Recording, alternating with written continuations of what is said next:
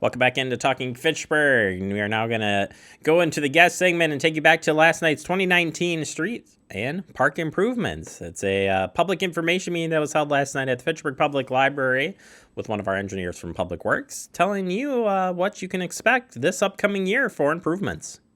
Welcome, everybody. We're here for the meeting for street and park improvements for 2019.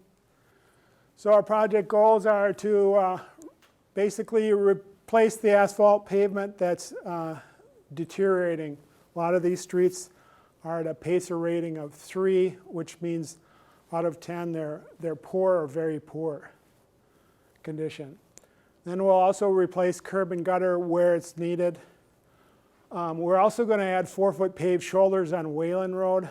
That was a heated discussion a year ago at this time, and the council made the decision to do that from Muchler to Fitcherona Road, and also additions on the other side of the shoulders that we installed in 2015 on the hill between Muchler and Fish Hatchery Road.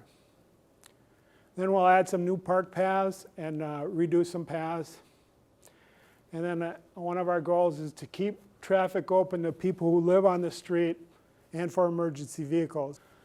So what to expect on construction on urban streets, we're going to remove and replace defective curb, like I said.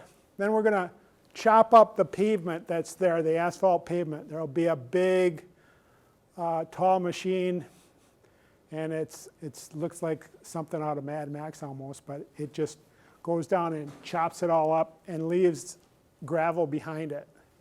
We'll grade the slope to be 3%. Right now, generally we have a 2% cross slope. 3% gives a little more flow to the curb and gutter, keeps the water off the road. We'll adjust the valve box and manholes, especially in the center. They'll raise up a bit because we're changing the slope on the road. We'll also replace any defective storm sewer inlets. During the 1 or 2 days that paving is going to take place, we ask you to minimize your traffic as you can, because that's fresh asphalt, especially on that final layer. We will post no parking signs about 1 week prior to construction. That's another heads up for people that this is coming.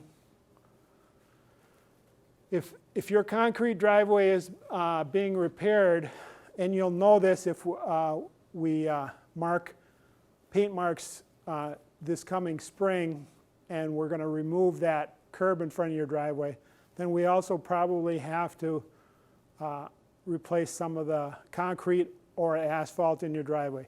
If it's concrete in your driveway and we have to replace that, that's going to have to cure for at least 3 days, sometimes up to 5. So the contractor will be in touch with you when that happens to let you to ask you how you want to schedule that, to make sure you're not going to have, say, a graduation party right at the same time as when they're planning construction. On rural roads, we'll be pulverizing and removing some, and mostly on Wayland Road, we're going to use that gravel on the side to build some of the paved shoulders, that 4-foot paved shoulders. And we're going to have 4 inches of asphalt on Wayland Road, because that's a heavily traveled road and it gets more truck traffic. So that'll be a 1/2 inch thicker than the other roads. There's one big box culvert, about 800 feet from Seminole Highway, and that'll be replaced in this project. Construction of parks, we got 10-foot asphalt paths that our grading crews may do the grading. We'll have an alternate in our contract, and then it'll be paved by the contractor. Those 2 new paths are going to be done in McGaw Park and the Techlands Park, pretty close to those new apartment buildings on Nobel Drive that are going up.